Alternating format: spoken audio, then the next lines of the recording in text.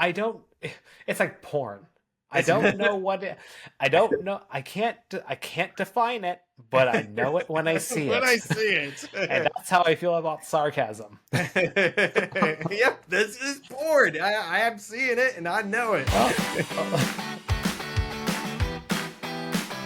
Welcome to Theoretical Nonsense, the Big Bang Theory watch-along podcast. No PhD required. We're the podcast that recaps all the episodes of The Big Bang Theory. No spoilers. So hop into your favorite spot Make yourself a grasshopper and enjoy the ride.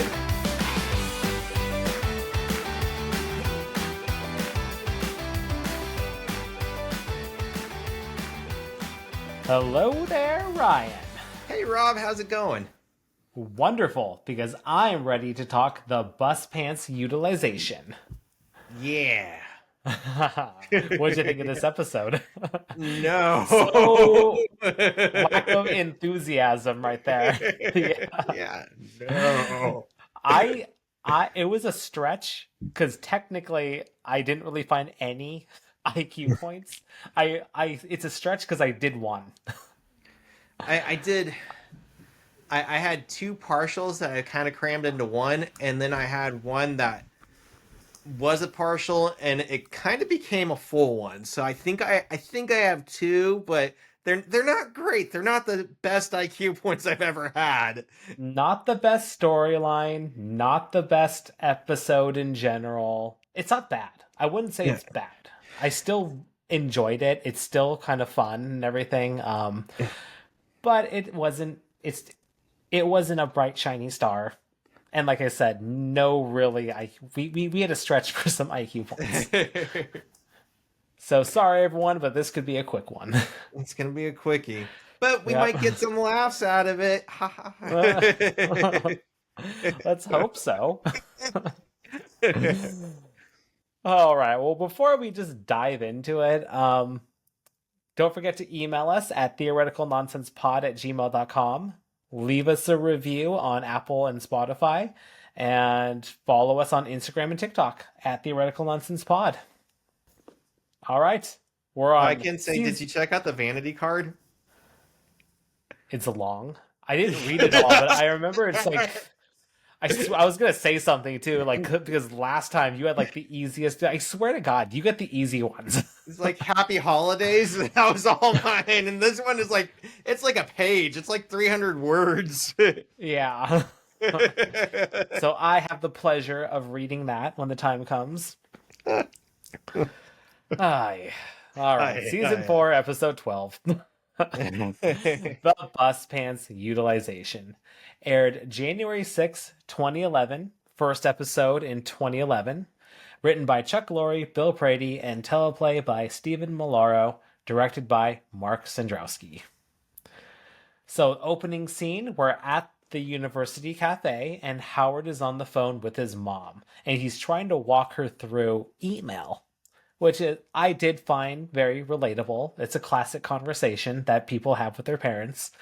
And he tells her to look for the envelope icon. And I did kind of like that. I was like, what does it look like?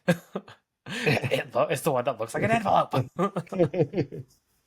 Any finger. And the mouse is the trackpad. It is. Yeah. Just use any finger. Good choice. And then she decides that she wants to exchange it for a salad spinner. Which she must not know how much a computer is worth, because a salad spinner you can get for like $15. I was going to say, you could get a shit ton of salad spinners for the price of a laptop, so... And enough salad for months. Yep.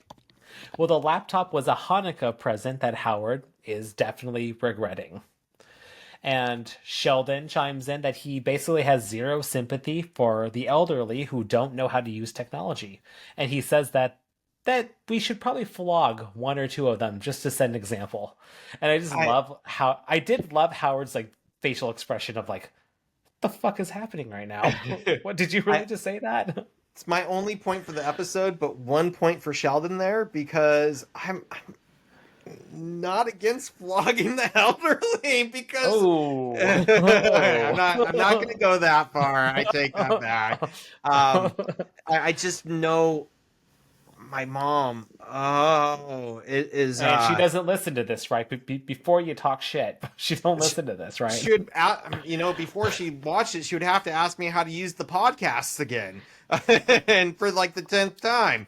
So yeah, she's not gonna. Do you turn on the podcast? And where do you listen to the podcasts again? On the app. What's an app on your phone? How do I turn on my phone? So where's the app section in my phone? there's apps. Your mom obviously sounds like Mrs. Wallowitz. Yeah, Obviously. so I'm not gonna go as far to say flog, but by God, I have I've stopped helping, and she gets so mad at me. She's like, "You can just help me." I'm like, "I'm not doing it anymore. This is a trick. You will consume my life with." What was that? It's a trap. It's a trap. That's exactly right. Yeah. Man, there was something the other day that got to me. Oh, that's what it was. We're on a family plan with Apple to share iCloud storage, and she's usually like more than the rest of the family combined because I don't think she knows how to delete photos. And so all the photos she takes are stored on iCloud, and she has like over 100 gigs worth of photos just being eaten up. And I'm like, I need to tell her to get rid of some photos. So you have access to if you're sharing one cloud account, do you have access to each other's information then? I don't think we have access to each other's files, at least not that I have found yet. But we have access to how many gigs other people on the plan are using. Oh, okay. Got it. It has my iPad backed up, my phone backed up. I've stopped saving photos and music because I download music at high quality, so it takes up too much room to do that. But photos, they take up a lot. If you're doing like high def and you're doing videos and you have them all saved and don't delete anything, so it really does. That actually reminds me I should probably start downloading some of mine because I only have so much storage in my cloud. So I actually bought an external hard drive just to kind of pull things off and throw it in there. Yeah. Just because I have so many pictures of Hunter and stuff like that. I know in about 20 years I'm gonna be happy I have all of them. Do you see that? There's an episode of The Middle where their computer crashes and the mom's like, "We lost all our pictures." Like they didn't have any backups. And, so yeah. Oh my God, I'm kind of in something like that where I went from PC to Apple. Yeah. And all my backups were on these old school external hard drives that Apple will not read. So they're in key and lock on those external hard drives until I get like and like the greatest slap in the face too is that I have a PC for work. I do have like a Microsoft one that could read it, but because of security blocks, my work computer won't read it either. So it's like, well, I have all these things in there, so hopefully in about 10 years it still works. Otherwise, I'm going to lose a lot of photos. I was like, I wonder if you could go to like a library and just use the library computer to transfer it from one hard drive to another, or if the librarians would be like, "What are you doing in our library?" And I'll say, my tax dollars pay for this. Leave me alone. Don't look at me. You pull out more hard drives and just start stacking them. Yeah. I'll be busy for the next few hours. What time do you close? You're scaring the children, Rob. Leave me be. It's my old external hard drive that's the size of the Bible. I swear it's like that. It really is like that. Like they're so small now, and the old ones were like huge. That's what I have one that's like, and it was only like 20 gigs too, but it's like the size of like a Subway sandwich. It's like a foot long. There are flash drives that are bigger than that. Right? I don't even know what's on it because I think it's like it's in a different formatting standard. So I'm like, nah, I should keep it, but it's also huge. Like it's bulky.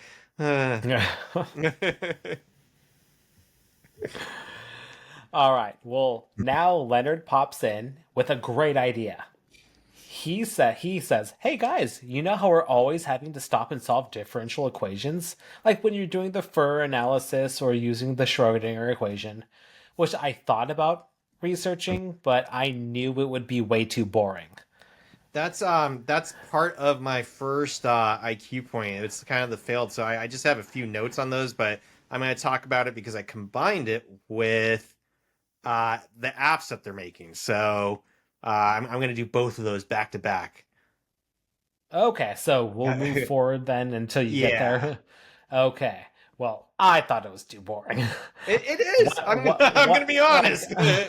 like, if I don't want to research this, then obviously nobody wants to hear about it. It's also the fact that like it doesn't make sense. Like it's a step-by-step procedure, so like you need to know addition and subtraction, you need to know multiplication, division, you need to know sine, cosine, you need to know like all these steps, and then there's like 100 more, and so like even the language they're using, like I can't decipher it to make complete sense out of it. And I'm like, so where are the addition signs? Where are the numbers? Like the numbers aren't even in it. It's a bunch of symbols, which is why they're doing the app, right? Because it's scanning But the it's one of handwriting. those things like the app only serves themselves. I'm surprised they didn't realize this in the beginning because they mention it at the end of the episode where it's like their client base is only like 80 people. Like worldwide. Worldwide, only probably like 80 to 100 people could use this. Well, if they're selling at $1 million a pop. Well, we get a nice jab from Sheldon about Howard that he's just an engineer, so obviously he doesn't know what you're talking about. And then Leonard says that he wants to create an app that has handwriting recognition and then run it through a symbolic evaluation engine. And Sheldon is condescending towards his great idea and congratulates him for wanting to be part of the project. Yeah, he says something, I didn't write it down, but he does say something to the extent of like, wow, your idea is so great. It's on par with a cat using the bathroom. Yeah, But I will say that a cat using the bathroom is definitely more impressive. in fact, I think Sheldon even says that the cat using the bathroom is slightly better because Yeah. it takes more work or something like that, right? Yeah. It's like, Well, the guys get super excited because a little extra money will do all of them good. Howard can build a place above his garage so he can get away from his mom. I love that he's like still connected to her. like even in his fantasies, like I'm going to build a little place for myself above the garage. Yeah. Where my mom can still like make me sandwiches and cut the crust off. And Raj said that he would give pretty girls submarine rides. And Howard thinks that's a weird sex thing, but it's a little bit more innocent. He's like, no, I would actually just, take girls on submarine rides and look at fish. See the fish. Well, I did think that was an odd choice because I know in the previous episode he talked about how much he hates Aquaman. So it's like, well, I know you hate Aquaman, but then like, why would you like want to be in the sea like Aquaman? My theory now is what the Shakespearean line "Thou does thou protest too much" or whatever it is. Basically saying if somebody complains too much, they have a reason to complain because they're hiding something. And I'm starting to see that more and more. That the ones who complain about stuff have the most to hide. And if somebody's complaining about Aquaman, maybe it's because he likes fish and he doesn't want to admit that. He's embarrassed. So He yeah. secretly likes him, but he's overcompensating. Exactly. He is overcompensating. Yeah. Good theory. There. We found a little bit of evidence. Evidence. He is Aquaman. Well, here comes my one and only IQ point, which really isn't that much of an IQ point. I just wanted to see how much a submarine will actually cost. Oh. And if they actually do sell it to the public. And the answer is yes. Yes. If you want to buy a submarine, you can. You can go to mysubmarines.com and right? Okay. And so I looked at multiple different sizes. So the ones that Raj is looking at is more of the personal size ones. They fit 1 to 2 people. So that will range between 44,000 and 400,000. So they have all different types and all different styles and everything like that. But as low as $44,000, you could be the owner of a submarine. It's not like the one that they took down to the Titanic, is it? How big was that one? 6 people and it collapsed on itself. Um, Do you remember that? no, I They were guess I did steering it with not. a Logitech like PlayStation controller. God, I don't remember that. Um, I remember it was a big deal when they found the Titanic and they had the submarine and I do remember that, but I don't remember the actual submarine. uh, Ocean Gate, Titan submersible, and it was a thing where they were taking billionaires down to see the Titanic, which seeing is used loosely because there were no windows. Windows would require extra pressure resistance, so they couldn't do windows. And so they had a video camera, and they were basically in this dark submarine, just sitting there as they went downwards, and the video would show them where they were at by the Titanic, and then they came back up, and basically you could be in a dark room looking at a video and experience like the same effect, but this one supposedly actually went down. And one time it went down and like didn't come back up, and submarines in the area heard like a little bloop, like from the point it like collapsed on itself. Like it was Oh not. my god. It's kind of terrifying, but like the whole thing seemed very, very not childish, elementary, I guess. Like the way they were controlling it with the Logitech controller. Like it didn't have any like safety what inspections, I think. Like it was kind of creepy. So but billionaires were paying a lot of money to go see this, and there were like 6 people on board, so it was kind of tragic. But at the same time, it was like this place was not an accredited organization from what I remember hearing. It seemed really, really sketchy. And also, you're spending several $1 million to not actually see it, just to say, oh, yeah, it's right next to me, but I can't see it. Seems like a waste of money to me. But That's a huge waste of money. So, anyways, I'm hoping the $45,000 aren't like those, where it's just like a box and it sinks. I'm sure if you read the description of each one, it'll have like the depth that you're allowed to go to. This one's a cardboard box, and it's $45,000. Yep. It also comes in a cardboard box. Well, if you want to go larger, apparently you can get what's called a semi-sub, and that could fit between 50 and 170 people. Pretty big. So toilets on board? I didn't look that far. I'm sure I'm sure there's something. With 170 people, you can hope, right? They have little boxes. Other cardboard boxes. Cardboard boxes, of course. Well, those can range between $450,000 to $1.8 million. Which I don't know, for some reason feels not that expensive if it's something that could fit 170 people. That's kind of what I was thinking. Like I think I would expect more because yachts are usually more, right? So Yeah. like we're talking about the price of a house, and a house doesn't even hold 170 people.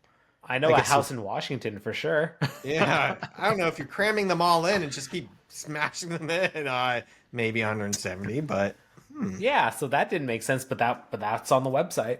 that's a good deal. I wonder if they have Yeah. discount codes or Black Friday sales. Yeah. Found a Groupon. I found a Groupon. MySubs.com. My Living Social says that this is actually buy one get one free. So I have another 170 people over there who need to see some fish stacked. well, assuming that they actually do sell their app for $1 million a pop, he can get himself quite the nice submarine. Just need to make one good sale and he got a sub. Yeah. Well, that's what I got on submarines sales. Well, not sales, the cost of them. The cost. Did you need to do your IQ point or move on? Or is Uh, yours just later on? so I can do it now. It has to do partially with Raj's app too, because Raj, The farting app. the farting app, his favorite Yeah. app is the farting app. So I did a little bit. I included that into this research. Um, so I started with what were the equations that they were looking at, and the three that I heard them mention specifically in the episode were the four. I'm going to mispronounce this. For analysis, the Schrodinger equation, and Schrodinger. Schrodinger. That's Scro- right, Schrodinger. Scrod- Wow, I'm just not. My Measures their mind's not here today, scrotes. folks. The formulation for the scrot. I like to measure the scrotum and then the dinger, and I have an equation for that. And the spherical Hankel function, which is mentioned later. So the Fourier analysis, Fourier, allows for the breakdown of signals and functions into parts for analysis, and I could not understand for the life of me uh, what exactly this meant or how it worked. But it's, from what I'm understanding or what I'm seeing, a lot of pictures of signals and waves. So basically, like what looked like a heart monitor going up and down, and being able to either process that more deeply or have that part of a larger understanding of waves or sound frequencies, and being able to analyze them more thoroughly. But again, in fact, I take this back. I don't think it's one equation. I think it's a whole field of study, and how we take the notion of waves and functions and break them down into further analysis. So it's not without just one equation. Like it's a whole field to work with, which would probably have several equations. So the Schrodinger equation, this governs wave function in non-relativistic quantum mechanical systems. Uh, it can be used to make predictions during the study of quantum mechanics systems. Again, I know that Schrodinger is famous for Schrodinger's cat, right? He made it's not a real situation, but the comparison that trying to understand quantum mechanics is like putting a cat in a box and having dangerous poison randomly release, and no way of knowing if the cat's alive or dead, not knowing if the poison's released or not, uh, until you've opened up the box, right?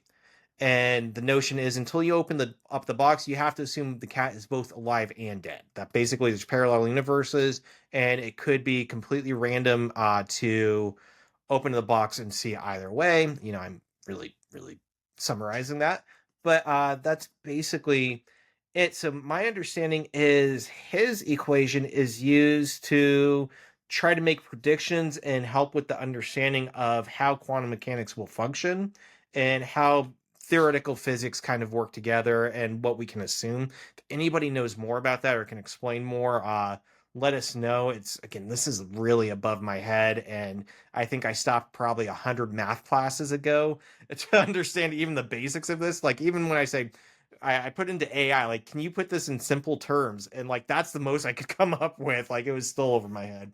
Um, Next one, spherical Hankel function is, and this got me confused too, because apparently it's a subset of a Bessel function, that are obtained by solving Helmholtz equation in spherical coordinates. I again don't really know what that means, but something to do with processing spherical waves, I'm guessing. And it also said that I came up with in optics, Helmholtz is the wave equation for the electronic field. So yeah, this is above me, but basically trying to monitor spherical waves, spherical equations, way above me. Again, not just boring but totally over my head. So the reason I feel like that was all necessary is getting into apps.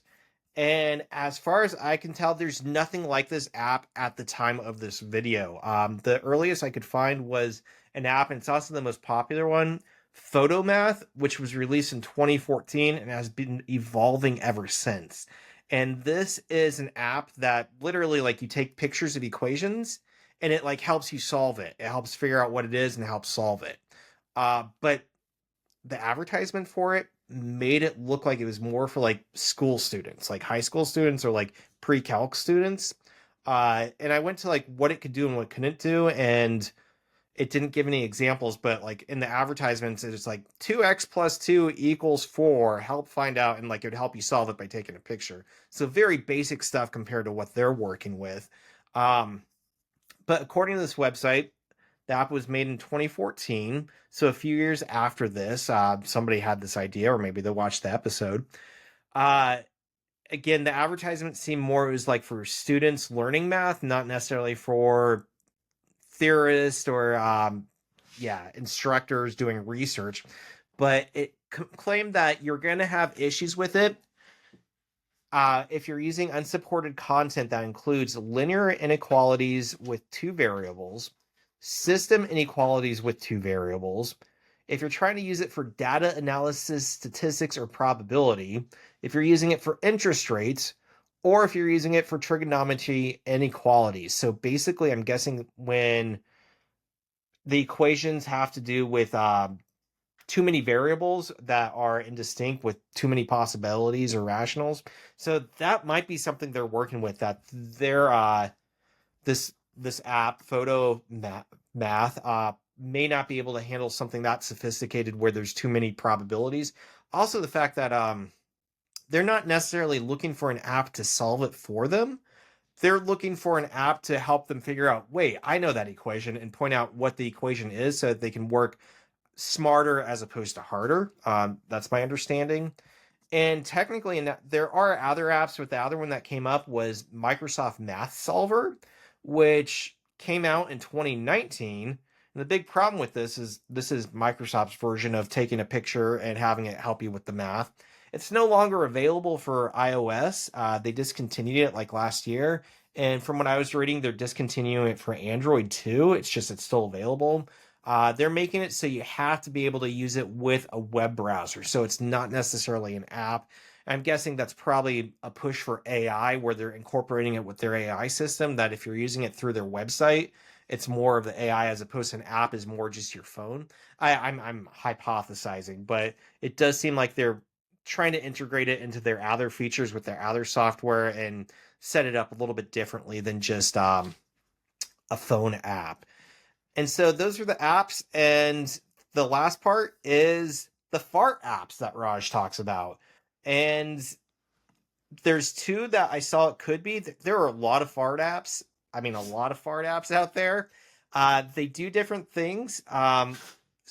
Some of them make music and like DJ effects. Some of them have like comics that you can make and like people going, weird setups like that. But the one that seemed like might be the one is called iFart. And iFart was, their claim to fame is that they are the original fart app.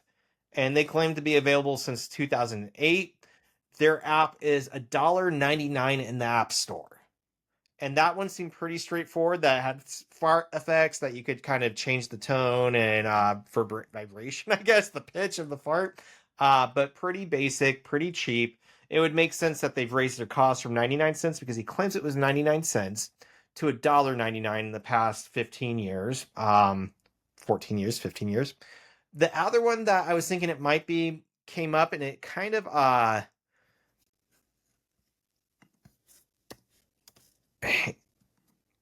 was an advertisement that popped up while I was checking, but it also seemed to be like maybe the most popular one.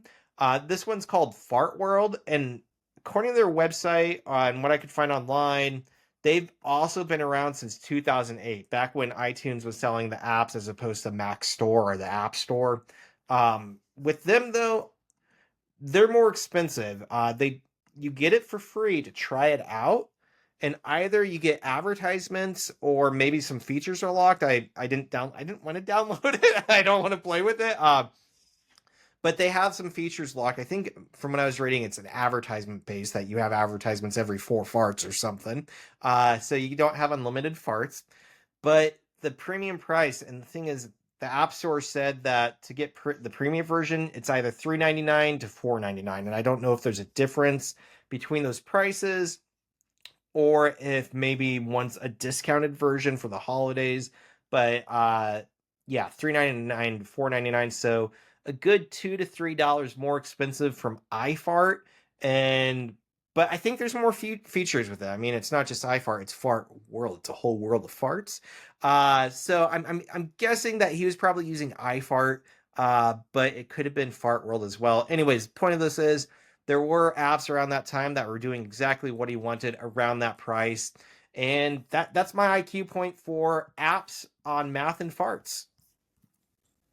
Math and farts. I'm hoping that weave together into a good, like a solid IQ point. I don't know. It was all over the place. It was tough.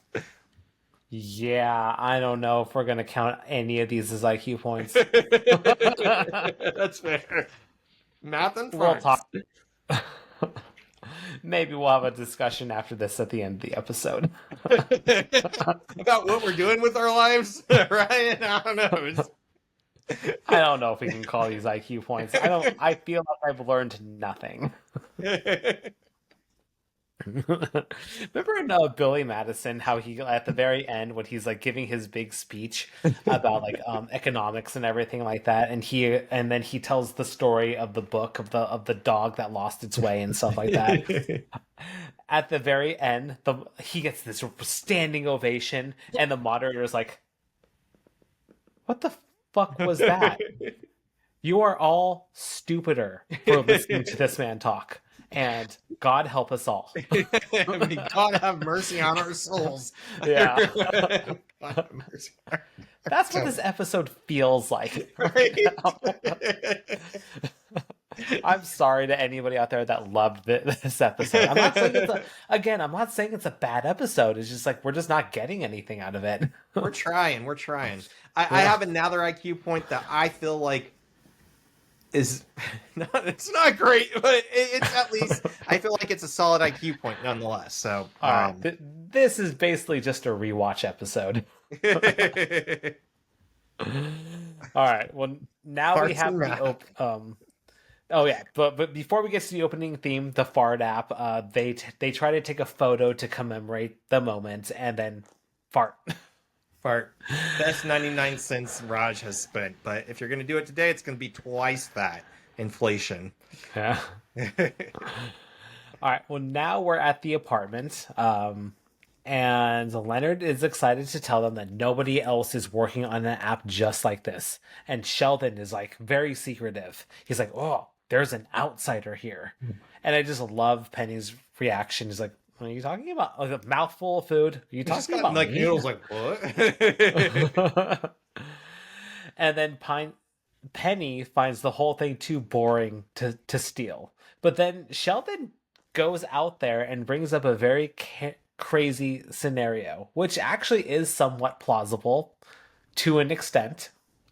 He just paints a picture of Penny's desolate life and how she meets a group of geniuses. And I love that he insults Penny, and then Howard's like, "Well, hold on, let's see where he goes, because that will come back around." And then he goes on to say that she's just waiting for the big breakthrough, and then she'll steal it. And then, well, why else would she hang out with them? And then we find out it's the free food. It's the free food. Yep. Penny I'm leaves. That food off, you guys. I'm gone. Yep. They're not that bad. I'd hang out with them for free food. Right? Yeah. And they get some good food too, and it's like regular. You can depend on it. On the regular. They never cook. They only dine out. Well, Sheldon dives into the work as soon as Penny leaves, and he created a flowchart. And then he assigned Raj as customer support. It's racist, but it's a little valid that by having his accent, it makes it seem like they're a larger company. And then Howard is the administrative assistant. And then he tells him that his mom's birthday is coming up. Better get a gift. When Raj is complaining, he's like, "Thank you for your complaint, Steve from Wichita." Yeah. Just because I was originally from Wichita, I'm like, hey. Thank you, Steve from Wichita. But Leonard is the team leader, so he tries to take over. But then Sheldon acknowledges that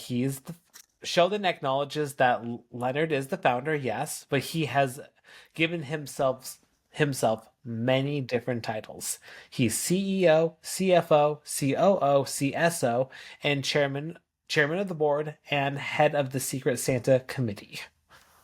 It's a lot of titles for one person.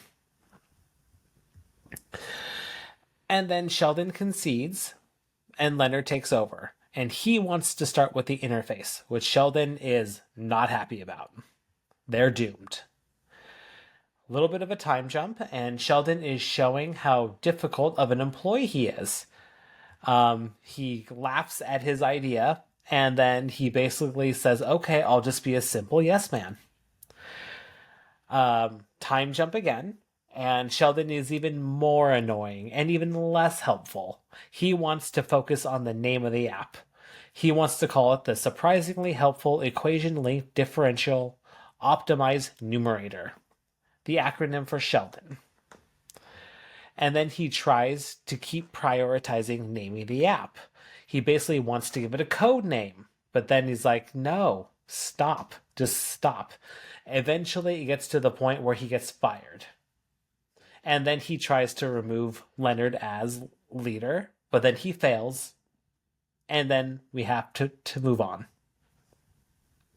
I do like when he's complaining, he's laughing at them, and he's like, so I guess you don't want me to offer my 27 little tweaks, as if like he's keeping count very, very quickly. That did kind of make me laugh. That was such a weird, specific number. 27 little tweaks.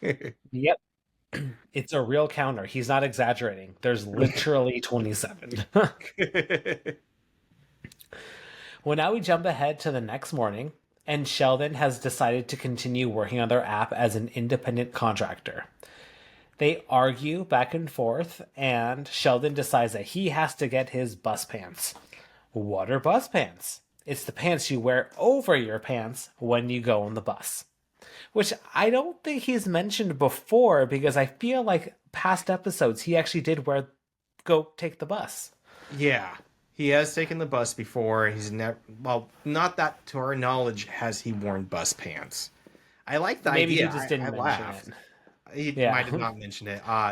And I could totally see. I remember one time I was at a circus, and they had seats where, like, if you stood up, they not reclining, but automatic fold up, right? The part you sat on would fold up.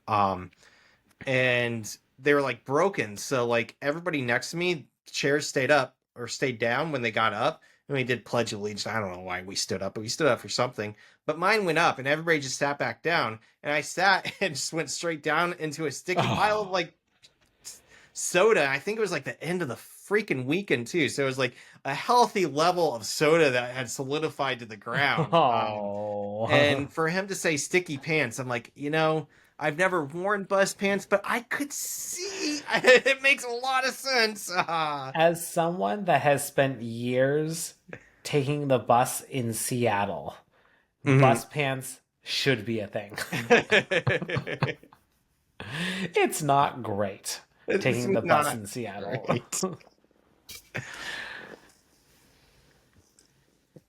Well, they keep arguing back and forth. Sheldon continues to be annoying. So then Leonard says, you know what? Go ahead and grab your bus pants. I'm not driving you. So now we jump over to the cafeteria. And Raj is talking to Howard. And he's talking about a dream that he had. That they got so rich from the app that he and Howard bought matching side-by-side mansions. But there was a secret tunnel connecting your front yard to my backyard. What do you think that means? I didn't do any research on this, but I wanted to see your thoughts because I laughed at this. I thought it was funny, and I think it's partially two ways of looking at it. That it could be considered homophobic to some degree, right? But I feel like I'm not laughing at it because it's homophobic or because they might be gay. But the notion is more that I feel like they're coming to terms with something and they're not quite sure how to handle it. And they're kind of beating around the bush. And I'm kind of laughing at from that way that maybe they're in denial a little bit, but maybe that is a form of homophobia. But at the same time, they're really, I mean, we've seen them dancing at the skate park, and they could just be clear, like, we're really close friends, or we're a little gay. That's okay too. But I think that the fact that they're trying to like hide it, and also the fact that Raj is often so naive and ignorant about it, is what makes it funny. Much like with the submarine rides, where he's like, "No, I want to see fish," and Howard's like, "That sounds sexual." So I do think that that's kind of fun. But I was curious, do you think that this type of joke is just straight up homophobic? I took it as homophobic. You took it as homophobic? I took it as like that's the joke, was that they're too close. They're getting too connected with each other. There may be something there, and it's scaring Howard, and it's like, ugh. Like like, I don't want to say I'm so insecure about my sexuality that I need to like be turned off by it. Because if Howard really was comfortable with his sexuality, then he wouldn't care. But do you think Right? we're making fun of Howard's homophobia, or are we making fun of homosexuality? Oh, I think it's just Howard Just in Howard, general. straight up I think Howard. it Okay. just Howard. I took that as just Howard. Because I was just kind of questioning it. Like, are we laughing at people who might have? I don't know. So weird thoughts, but I've read some analyses of Frasier and the jokes that they have in there, especially with Niles. Uh, and some critiques saying that, oh, those jokes are homophobic, or they're kind of against homosexuality. And I'm I not think sure if it's I agree with also it. I think it's a product of the times, though, too. Yeah. Like, especially Frasier, where like it was definitely not nearly as acceptable as it is now. And even in 2010, it was still kind of split. Yeah. It's like you're definitely seeing a lot more representation now in 2025, but back compared to back in 2011. And that might be kind of what I'm thinking over this too, is that we're poking fun at Howard being insecure, not homosexuality in Yes. general, but like, dude, just own up to it, and he's not. Whereas Raj just seems so ignorant that he can't even fathom that it's happening, right? Or bisexuality, not homosexuality necessarily, because we've seen them with I don't know, when oh, what's her name was on it and wanted to have the foursome, and she was the tenant who couldn't pay rent. Yep. And Howard was right on there until it was you're gonna see us They'd have to naked, and see he's each like, other never mind. now. Yeah, I think it's definitely poking fun at Howard's insecurities. And I, I do remember seeing, I used to read, oddly enough, I read a lot of architectural digest because at this job that I worked at long ago, it was Mhm. always in the break room. The new issue of Architecture Digest was always in the break room. And I do remember seeing a sky bridge between two separate homes. And I thought that that was the coolest thing in the world. So this concept is not that a bad idea. I would do this with you, man. If we ever Right? strike it Secret rich, I tunnels. yeah, but it was like a sky bridge though. It was like on like the third floor of it, and it was just Oh, this sky bridge that connected the two. Like they each had their own door and everything like that, so you could like lock it or whatever and everything like that. But you could go see each other through the sky bridge. I was like, that is super cool. I tell you, one of the coolest buildings I've ever been in is I want to say it was called the Imaide Sky Garden, Maida building. In Japan, there's this building. It's like got two skyscrapers, and at the top they have two sky bridges that are like basically just escalators up and down from one side to the other. And like the top is, they call it a sky garden, but like it's basically like a circle, uh, inverse dome, and it's mirrored. So you look downward, and by looking downward, you're looking up. And so it's like you're looking downward on clouds. And it was so cool. And like I had seen pictures of it when I went to Japan. I'm like, that's my number one thing. I mean, not number one thing, but one of my top things I wanted to do. It was freaking awesome. Sky bridges are amazing. I love them. So I agree with you. I went to a high school that actually had a sky bridge. It connected the parking lot to like the main entrance. So you'd have to like walk over like through this huge bridge like that was like 3 stories high. It was like pretty awesome way to start your day.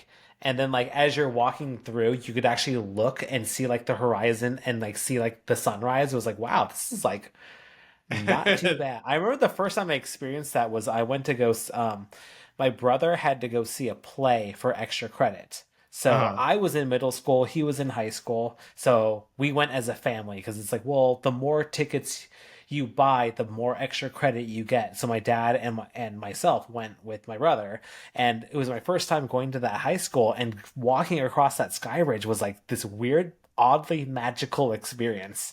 Because I was like, wow, I've made it in life. This this high school is amazing. And then I attended that high school, and it was not. It was not. The Sky Bridge lied to you, Rob. Lies and deception. But anyways, I think it's a cool concept to have matching side by side. Well, it doesn't have to be matching. They could be different. But but the Sky Bridge is cool. I think it's a cool architectural thing. But then we learned that we learned that off camera these two are playing handball with each other. I swear, I would actually love to see like side quest episodes of just Howard and Raj, just like the Gothowitz episode in season 3, where it's like the adventures of Howard and Raj just together without Leonard and Sheldon. I would love to see that. See what they do on a day-to-day basis and their adventures, or like even a small road trip with them. Well, yeah, because we hear different stories about like Raj is always having dinner over at his house, so like the interactions between Raj and Mrs. Wallowitz and stuff like that. There's that. They go bar hopping and clubbing. Now they play handball with each other. It's like, what else do you guys do? Roller skating together and dancing. Yes. Yep. So they could have their own show, or at least a side quest episode. That's what they should have done. I would have watched that. At least one episode, yeah. Well, it's kind of like we talk about this every once in a while in Mythic Quest. The best, I swear, the best episodes are the side quest episodes where it shows like the outside characters in their world. The episode where the writer goes to what is the writer, right? His nemesis' house. And he wants to nail his nemesis' wife as like a little fuck you to him. I'm gonna fuck his wife. Like, it was so weird. And for some reason he brings the like test gamer, right? Because he doesn't drive, so he needed a driver. And she was like, I'm at this life where I just need to say yes. I need to say yes more. And she instantly regretted it. I'm gonna fuck his wife. And we mentioned this before. The woman that plays the wife is actually the actress that plays Raj's mom. Oh, a little full circle moment. Full circle. Dun dun dun. We just sky bridged it back. Hey, that's the highlight of this episode. Let's end this now. And we're done. Leaving chat.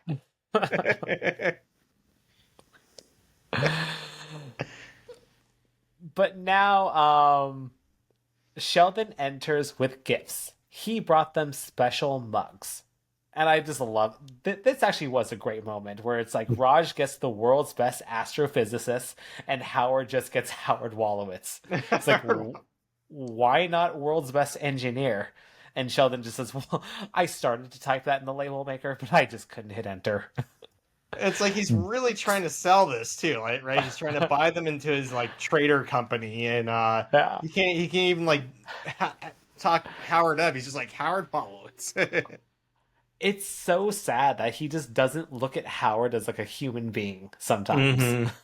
Just because of his like lack of a degree, his lack of a PhD. It's like, who knows what he'd think about us. We'd be the ones stealing his food, right? It'd be like, they're here to steal our app. For sure. Wouldn't steal that app though. No. Well, Sheldon continues to bribe them. with no luck. And he tries giving them keychains with laser pointers. He gives them cozies with the university mascot, and just nothing works, obviously, because he's definitely just phoning it in. Mm. He thinks that they're that cheap. So then he has to scurry off to find an alternative method. So now we're at the apartment and they're testing their app. And it works. And then Howard does the Eureka, which apparently they tried to do together, but Howard jumped the gun. We were Sheldon supposed to comes say it in. together. Yeah. Well, we'll say it together now. No. The moment I'm definitely like Raj. Like if the moment passed, I get a little butthurt and I get a little pouty. Like I don't want your pity Eureka now. It's not We're the good. same. Even if we did it, it's not the same. Yeah. It won't have the sparks. Well, Sheldon comes in, obviously sabotaging them because he decides he wants to play his theremin. And he is horrible at it. At least I think he is, because I have no idea what a good theremin is supposed to sound like. So this is my second IQ point on just a little bit of Oh. backstory on theramins. I probably know more about theramins than I should, although I didn't know a whole lot. My history, I remember the first time I saw a theremin was during a high school talent show. And for some, I think there were only like 10 to 15 of us in the talent show. And I've always been bitter about this because I got third place. I made a movie and it wasn't a great movie. And I deserved third place and I was fine with that. The people who got first place were in a band and we became really good friends with the band. I had to go to college so I couldn't hang out with them, but I remember the friends who helped me with the movie like became really good friends and hung out like regularly. I think they still hang out. Really good people, and their band was really good. It was great punk, and I'm like, yeah, they deserve first place. And then there was a guy who had a theremin and was playing like Pink Floyd type stuff, and maybe I was just bitter, but I remember thinking, this instrument is shit. I hate it. And he got second place. I'm like, what the fuck? And like that was on top of. I remember there was a guy who was like a gymnast, and he was doing like some awesome acrobatic stuff. I'm like, that guy deserves to be in front of me. But somehow I got third. The gymnast didn't get anything, and the theremin got second place. And I've kind of been, I don't know, bitter about theremin since. It was probably really good. It was so new and foreign to me, and I'm like, what the fuck is this thing, right? But theremin is, people probably know this. It's two antennas, and you move your hands with them, right? One hand does the volume, so you can go up and down with the volume. I think it's the horizontal, and one does pitch. And so you're able to change the pitch of the sound coming out of it and the volume, and together you can make music by going up and down the sound and the volume. Supposedly, the inventor was experimenting with radio frequency oscillators and proximity detectors. From what I saw this from a couple different places, but I got most of this from cbsnews.com. He was working on a gas meter to measure the density of gases, and he noticed that his hands with these would make squeals out of them. And he's basically messing with what was, I would assume, feedback from the device. And it's like, can I make the feedback from this device an instrument? And he did. Now this gets more interesting because this was Russian physicist Leon Theramin. Oh man, I forgot to do his other name. And he created it in the 1920s. The kicker is he was a Russian spy. And he was here on industrial espionage. And apparently he was really focused on RCA because they were considered the lead in electronics. And so he was working with them, doing stuff with them. And that's how he came across this device and kind of became famous with this new instrument. And at some point, I guess when people started catching on to him, he just disappeared. He left his instrument, he left like his job, he left his wife, and disappeared. And after the Iron Curtain fell, he did pop up again, from what I've read. So like he didn't die; he did just flee back to Mother Russia behind the Iron Curtain. But when things started opening up again, he did come back. And I think I read that he died in 1992. That's what I have written down. But I think it's hilarious that he had this instrument and was like this musician, and he was also a Russian spy. So you never know who might be a spy, but he was. And the other thing I wanted to mention about this, and part of why I wanted to do this, is because there is something that if I can pronounce this right, if you want something creepy, look up Matryomin. Matryomin. This is a word that's combined of Theramin, Matryomin, and the word Matryoshka, which is the name of the Russian nesting dolls that open up, and there's another doll inside, and you open up. They make the Russian nesting dolls with theramins inside. And this specific type was made by a Japanese man named Masami Takeuchi. And there are like Japanese orchestras, and they're all holding these little dolls, and they're waving their hands on them to do like Beethoven sympathies. Yeah, you know.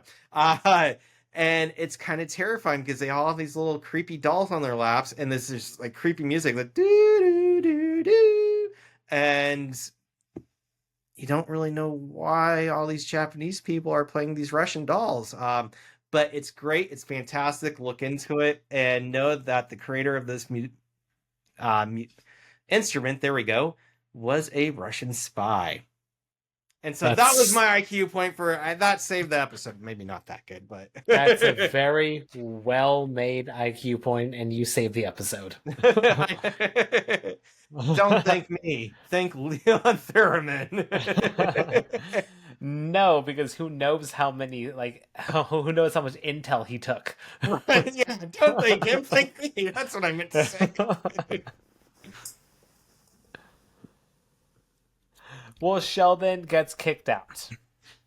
And now we're in the lobby where Sheldon is sad playing his theremin, and enter Penny.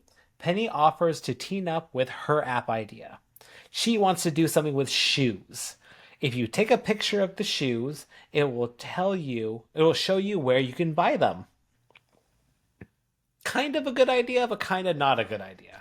I say it's kind of a good idea because it is cool to see a product and see where you could buy it, but it is kind of a weird thing if you see someone off in the distance and you like their shoes to have to rush up over to them and take a picture of it when you could just ask them. Or it's like a Black Mirror episode where like people are taking pictures and like, why are they all filming me? They like your shoes. Like what? Wait, is that really an episode? No, there's an episode where everybody's filming somebody, and it turns out that they're like on a it was their instead of going to jail, their punishment was to be like in this weird world where everybody films them and they might die or something. It's been a while since I saw it, but I remember like the audience is there live filming them, and they're supposed to be like they're a convicted murderer or something. I can't remember. Maybe it was. I do really want to keep watching Black Mirror, but it's really not that it's hard to watch. It's actually a great series and everything like that, but because it's an anthology, it's one of those things like every episode is a different storyline.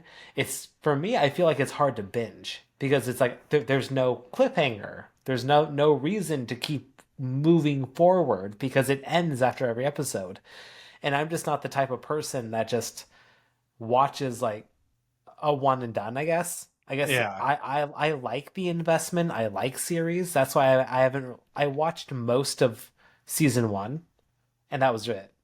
And everything with each new episode, you have to develop the bonds again. And if it's not a great episode, it's hard to make those connections and really delve into it. Yeah. Yeah. It's calling a lot from the audience. I'm thinking of there's a series called Love, Sex, and Robots. I heard about that. And I love it, but it's kind of the same thing where it's an anthology. So each story is like a new one, new characters. But on the bright side, each story is only like 5 minutes long. So it's like by the time you're invested, like you're already halfway into the next episode if you like it or not. So I will say one that I might make an effort to watch. I don't think it's out yet, but I think it's going to be on Amazon Prime, where they're going to do like these little shorts of video games, where it takes like a video game concept. Like I think one of the big ones that they're going to do is Mega Man. I think Huh. that's gonna be an episode. So I feel like I'll try to watch that just because it's like I love video games. So I'm I'll see what interested. video Yeah. game. Yeah, boy, if they do a Diablo one, Yeah. how amazing would that be? They Yeah. should just make a live action Diablo. I'd watch that, even though Warcraft sucked. But That's what I heard. I never watched it. I didn't want it ruined for me, so yeah, it's pretty bad. it's pretty Yep, bad. I'm not gonna lie, pretty bad. I feel like Diablo could make a really good movie. I don't know if the first video game, but the second one or third or fourth, have some good stories that you could delve into. I mean, the first one was basically a town's curse, and a guy goes underneath to fight the evil, right? There wasn't a whole lot of concept to it. At least not for the amount of time I invested into it. Yeah, I couldn't beat the butcher for first main boss. Couldn't beat him because like I heard like I don't know if it was like this weird glitch or if I just wasn't leveled up enough, but it was one of those things like every time he hit you, he dragged you closer to him so you just couldn't escape him. And uh, then my character was so slow with like um hitting and everything like that I just couldn't hit him, so he just kept hitting me and I just kept down every time. just remember Even I where. tried leveling up too, and I still couldn't do it to the point where it's like, you know what? Not worth my time. Especially like it's hard, especially going backwards in time when you Mhm. start with Diablo 2, then you play Diablo 3, and then you keep one up playing, so then you have an urge to play Diablo 1, and it's so Dated. primitive and dated. It was very hard to like justify that. So I was like, you know what? I think I'm good. So I remember learning about hacking from that game. I was playing online one time and somebody dropped something, and it was called, like, if you killed somebody, you would get their ear, right? So you have like ear of player one or whatever it is. And I picked one up that was ear of Diablo's mom. I'm like, what the fuck is this? And it was an orb too, and somebody's like, that's a hacked item. I'm like, you can hack this? And I started making my own weapons and like just like random shit. It turned Oh into a man. shit fest. It was yeah, but it was fun. Here, Diablo's mom. What the fuck isn't Yeah. Wait, what were we talking about? Wait, how did we get here? Diablo? Movies, TV shows, Black Mirror Black Mirror. That's what it anthologies. was. Anthologies, Black Mirror. But we were talking Camera about filming. shoe apps. Oh, shoe apps. Yeah, I was gonna say that. Like, I Anyway. think focus just on shoes is too niche of a market. But if it was for clothing or items, like saying, "Man, that chest of drawers is really cool. I wonder where it came from, or if it's an antique," and like scanning it and saying like, "Oh, this is a 1952 Sears catalog." I don't know what it would be. IKEA 2010. I do see the validity of this now that I'm thinking about it if you're watching TV. Because Mm. it's funny, whenever I watch a show with my wife, we look at so many different things. I'm like focusing on the story, the facial expressions, the body language, what's going to happen. And she's like, oh my God, did you see her necklace? Oh my God, it's so cute. I'm like, no, I did not see her necklace. But I could definitely see like, like pausing it, taking a picture of what that actor is wearing, like if it's a Yeah. necklace, a shirt, or a ring. Like it's crazy how like she could like laser point like a ring that they're wearing. I was like, oh my God, did you see that ring? Did you see like the diamonds and the ruby? I'm like, no, I didn't see that. I tell you, if I could find the coat Bane wears and The Dark Knight Rises. Is it The Dark Knight Rises or Yep. uh it's like a Sherpa leather coat, Sherpa lined. Yeah. And With like a I little bit of like fur and stuff like that, or yeah, sheep's I or something.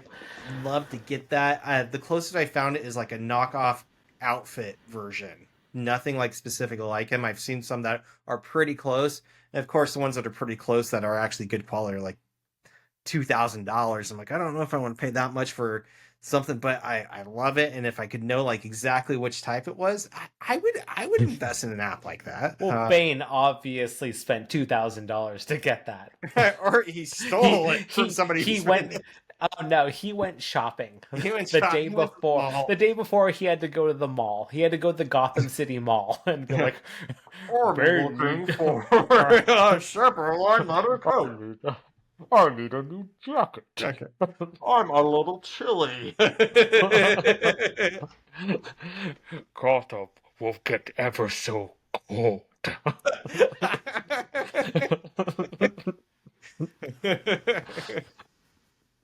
God, we're off the rails today. This is what Bus Pants does to us. Bus Pants. And we didn't have enough IQ points, so we were left to our own devices. I'm sorry, folks. Yeah. All right. Well, he's still very sad, and she offers to make him cocoa. Penny just being the good person that she is, and he is wildly ungrateful. Shocker, right? He asks about the cocoa, if it's like a powder, if it's real cocoa, and she says, well, that's what the label says. He asks about marshmallows, but she doesn't have marshmallows. So he says it's a disappointing drink for a disappointing day. Agree, milk and cocoa to make it over water and cocoa is better. I will side with that every day. Yeah, but yeah, I grew up with milk. Yeah, I grew up with water. I didn't even know milk was an option until like college. No wonder you're so sad and bitter. Exactly, right? You're as bitter as this cocoa. This is bitter cocoa. Wait a minute, it's cacao. Damn it! But it's real cacao.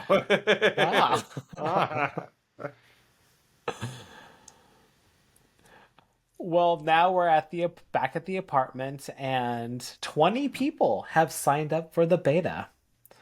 And like I said earlier, they finally mentioned what we're all thinking, like who's actually going to buy this.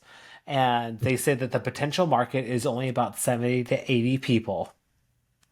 So they're not going to make a lot. No wonder they dropped this entire storyline after this episode and we never get a follow-up.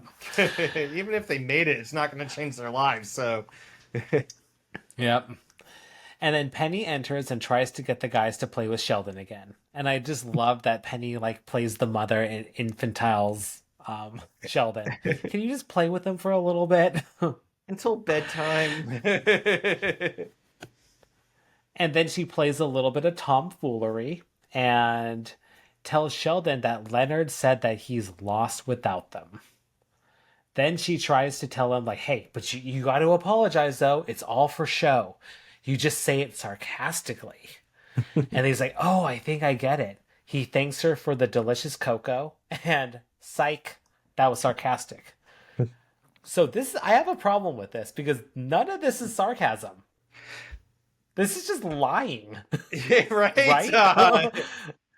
Not everything that he's doing is not sarcasm. You don't just smile and nod and that's not sarcasm. Straight up lie about something, then smile and nod. Yeah, yeah. I had a problem with it too, and I think that nails the nail on the head. That gets the nail on the head. That it's just what he's doing is lying. It's not. Yeah. I don't know the difference. Maybe that sarcasm is supposed to be understood by the other side, or pretty clear, evident. It's like porn. I don't know I don't know. I can't define it, but I know it when I see it. When I see it. And that's how I feel about sarcasm. Yep, this is porn. I am seeing it and I know it. That might be our opener because we have nothing to report for our new opening. So that might be our opening line. It's like porn. It's porn. That should get a couple hits, right? Yeah. But I'm just like, dude, you're just lying. Great job, boss. It's like, no. No. Or are they just kind of playing on that Sheldon doesn't know sarcasm, but you'd think that Penny would know sarcasm? Although she doesn't really care, just she wants him out. So like whatever, buddy. Get the fuck out. Exactly. Fuck out. And that was Well, not Sheldon. sarcasm. Get the fuck out. Nope. Well, Sheldon is back on the team. They get him up to date, and he tells them that they've done a great job. You now know what not to do. And so then he just starts erasing all their work, and then it just cuts over to Penny's where we're at the ending, and he is working on the shoe app with Penny. She's like, these are Uggs, these are Crocs, these are Target, but they're adorable. This looks like Chanel, but it's not. It's not. Well, they're making the database, and Sheldon is bored. And that's pretty much it. Yeah. Yeah, what an episode. Not the best. I like the concept and I like the premise. I don't know. It just didn't really feel like a great execution. You know, it's partially a filler episode. Nothing really became of character development. Nothing was pushed in any other relationships. Their careers weren't pushed. Changes weren't made. So, and there's nothing wrong with filler episodes. I'm thinking back to there's an anime called Full Metal Alchemist, which I haven't watched in a long time, but I remember there's two of them. There's Full Metal Alchemist and there's Full Metal Brotherhood. And apparently Full Metal Alchemist was made while the manga was still being written. And so a lot of it is just like the animators like, we're up to date on the story. What do we do? Let's just make shit up. And that's what they had filler episodes where like they go and solve crimes. And then Brotherhood, I believe, is more dedicated to the actual manga story and more to the point and actual story driven as opposed to all over the place. But yeah, it seems kind of like filler episode. Not necessarily that it's bad. It's just nothing really happened, and the storyline didn't really hit me too significantly. This one specifically as a filler episode, and nothing really too thoughtful. As we can see, we only had a couple IQ points that were kind of lackluster. So, some funny parts. Just, yeah, I guess I wasn't that big of a fan of it. Yeah. It's like you said, there's nothing wrong with filler, but it just wasn't even really that entertaining at the same time. Like, that's how I feel about most anime fillers. It's like what you said about Full Metal. It reminds me of like Bleach and Naruto. Even like Dragon Ball has like some stuff where it's just like, oh my god, this is so painful to watch. Just get to the freaking point. You've been charging up for 5 episodes. Just finish charging up. I know sometimes I feel like I'd rather watch nothing than watch the filler. Right. It sucks because when it's good, it's so good. But at the same time, when it's just filler dragging on, you're like, There will be better episodes to come. I think the last couple have been pretty good, and so yeah, you know what? They were due for a bad one.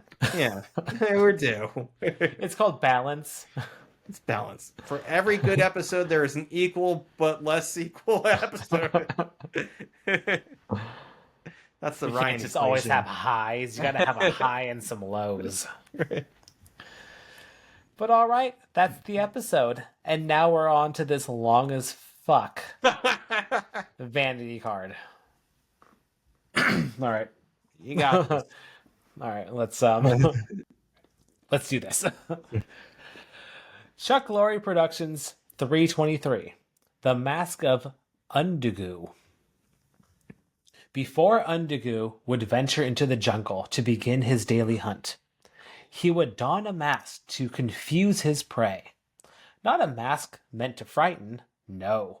Undugu's mask was pleasant to look at, designed to trick his quarry into thinking that he was harmless. In this way, Undugu was able to get close and strike a lethal blow, which is exactly what he had in mind the day he spied on a beautiful creature drinking at a watering hole. Hiding behind his benign facade, he positioned himself alongside his intended victim and prepared to attack. But what Undergoo didn't know was that this beautiful creature was also wearing a mask that successfully camouflaged a fierce and merciless predator.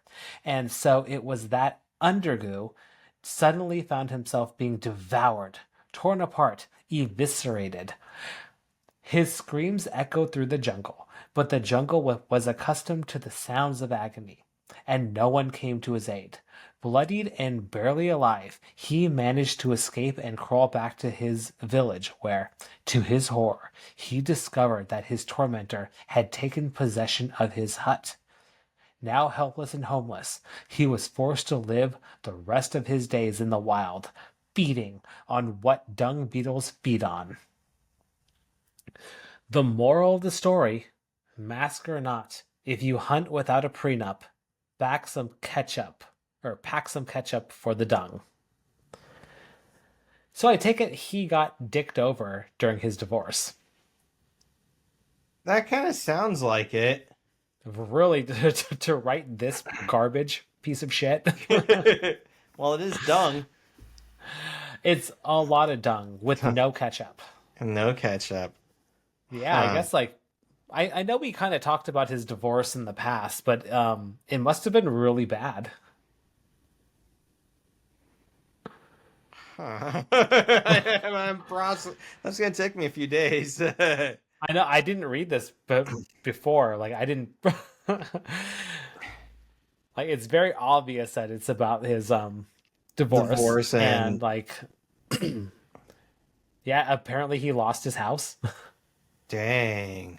I guess I lost a lot of my divorce, but it comes down in divorces, not just for me, but from what I hear from other people, like it's not even about the value of stuff, like it becomes emotional too. So it's like something that you got together and like we got that together. I want it for the memories. And they're like, no, I want it. And then it becomes vicious, even if the item like isn't even worth anything, right? Of financial value.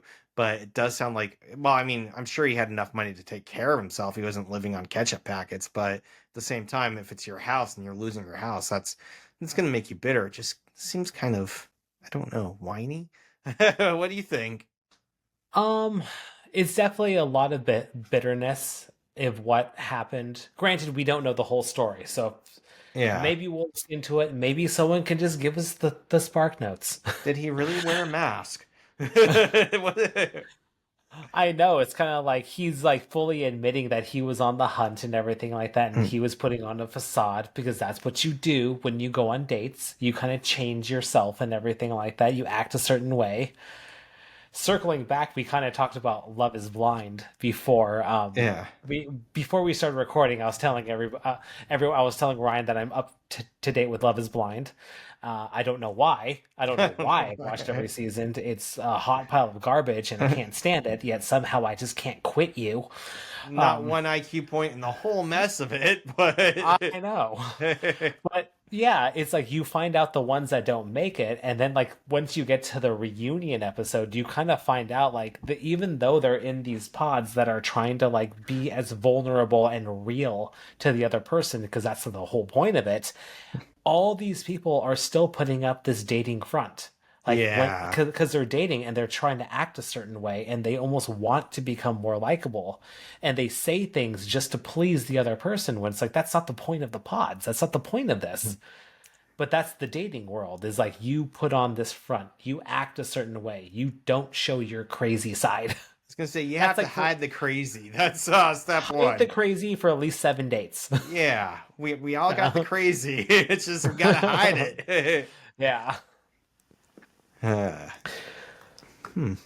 Yep, and then how he got torn apart and everything like that. Like, definitely think like saying his ex is a man eater. Yeah. No prenup. I wonder if he was worth anything. How do you feel about prenups? Because that was actually a big plot point. I know we're deviating at this point, and we lost everybody. We have no more listeners at this point. At this point, yeah, episode's pretty much over. We lost everyone. So let's talk about Love Is Blind.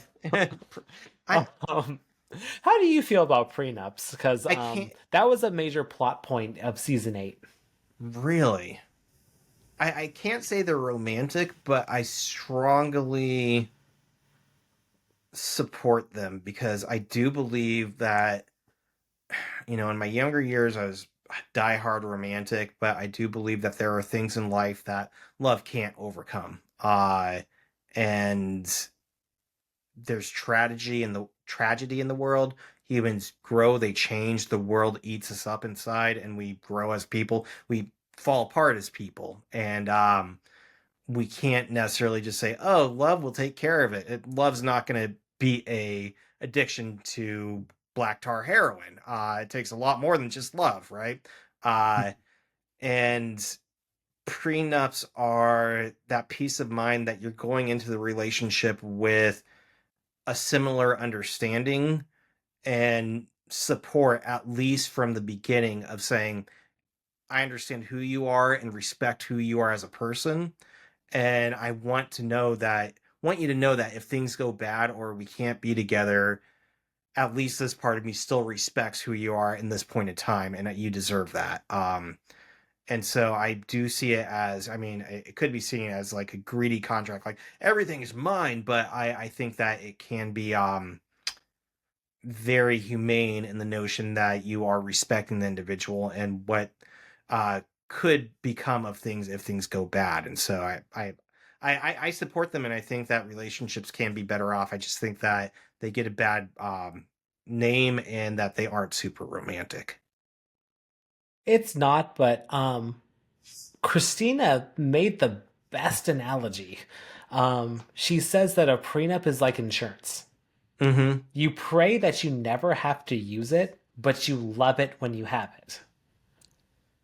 Or what you love it when you need to use it. Yeah. Like that's all it is. Like a prenup is just a safeguard. All it is like you pray that you'll never have to use it, and realistically, like if you work at your relationship, you'll never have to. But Mm-hmm. in the like under 1% likelihood that you do need to use it, it's great that it's there. And not just as a dick move, like ha ha ha, I did this prenup, but like during a breakup like that, you are strung out, you are emotional, things are going horrible in every single way. But that's the And thing, is like it depends how the prenup is even written, because mm, prenup at its core is just whatever you enter with, that's what you take back. you can set it That's up really for a all it is. future too. Yeah, you can, but it's like I can't Yeah. imagine like that people would really think that far. Most people would think that far ahead. It's Or like how to predict I'm that gonna far ahead. take Yeah. this, or like I know in I remember learning this in Washington law, like that first part of a prenup, what you take in, you leave with. That's Mm, part of Washington law. Like if you get married in Washington, like that's just part of it. Like yeah. you don't just combine, it's state by state. Like you Yeah. don't just all of your, like the whole concept of like I'm gonna marry you, then divorce you and take half of all your stuff. Like that's not really, it's state by state. It's state by state. And Yeah. I think it's more archaic states where it's like, oh, it gets half or the woman gets more, which is like, the notion was for the laws where women get more is that 100, 200 years ago, if a woman got a divorce, she was basically going to become a prostitute because what else was she going to do? No man would want her. She would be seen as untouchable. So the laws were kind of set up that if a woman gets a divorce, since no one's going to want her and she can't get a job, she's going to need more money to survive. But that's not the case. I think that's insulting that women should be able to be equal and get jobs and take care of themselves. Therefore, going in and knowing that if you leave, you go get what you came out with or whatever. Like it shouldn't be seen as judging who you are as a human if you get a divorce. That's what I'm trying to say. Yeah. Yeah. So I do like that Well, idea of thankfully, equality. divorce is very common now, so the stigma Yeah. is gone. That stigma is bad. I don't like that stigma is a thing. Like that's Yeah. what I heard with Just, engagement rings too, right? That's what part of what engagement ring was, that if an engagement was called off, a woman's livelihood was threatened. And so she needed something as collateral to be able to sell and take care of herself. And oh. That's why the notion is that women are supposed to keep engagement rings, even if the engagement gets called off. The big question, that's what I've always heard. I don't know if it's urban legend, but this is also coming from a state where the laws were women were do more out of a marriage because they were seen as, oh, like you're ruined now. Like, wait, it's not true. I'm actually kind of glad to hear, like, in the past, these were things that they implemented, that they acknowledged that women have it harder. It actually is a little bit of like, it's kind of nice to hear. Although I don't think an engagement ring's going to take care of you for the rest of your life, but it's at least something, right? This is cubic zirconia. What? This isn't a diamond. Mine's sugar crunch. This is just a raisin. It's not a twist tie. It's a ring pop.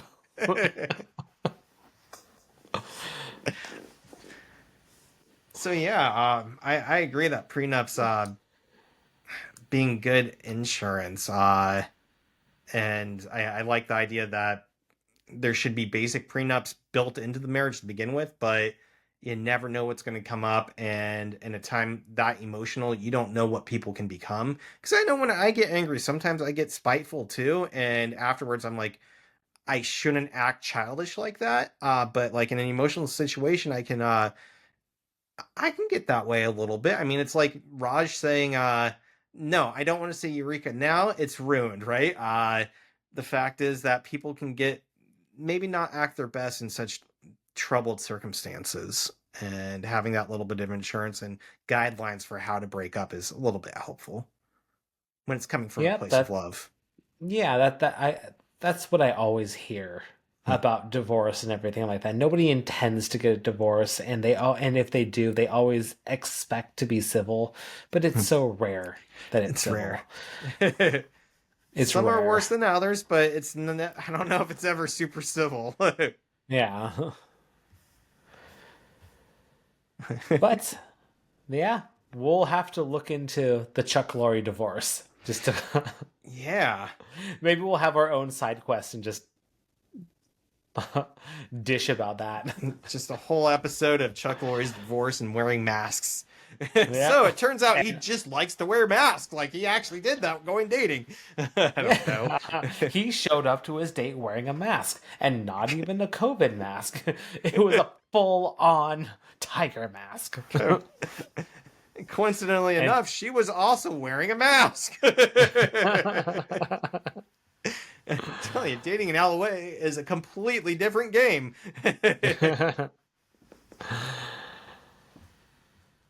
All right. Anything else to add on divorce or prenups?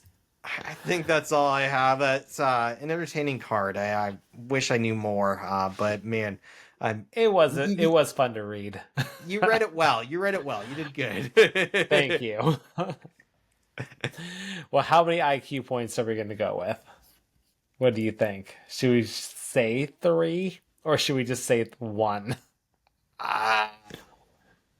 My gut says 3. Realistically, I think 2 should be fair.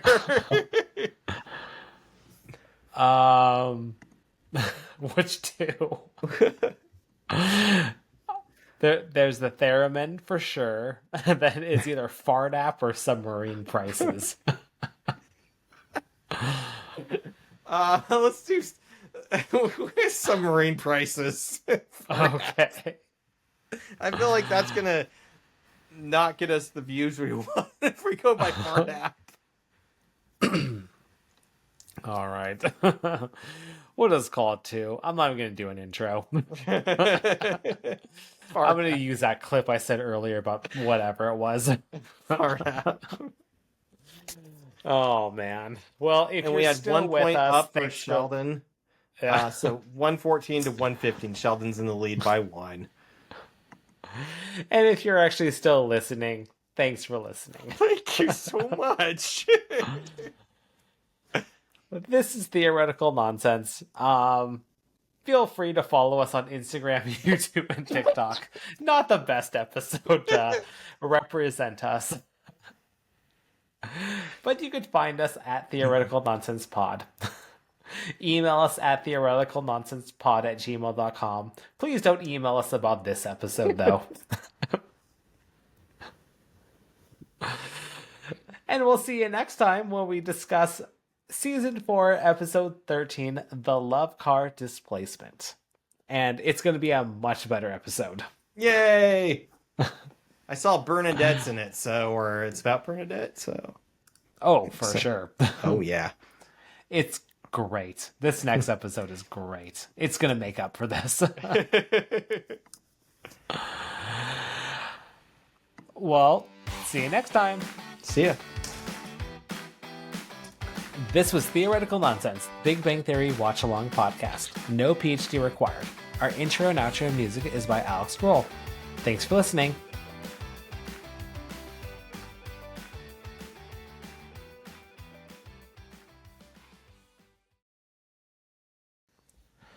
And like I said, I'm not going to do an intro. Fair enough.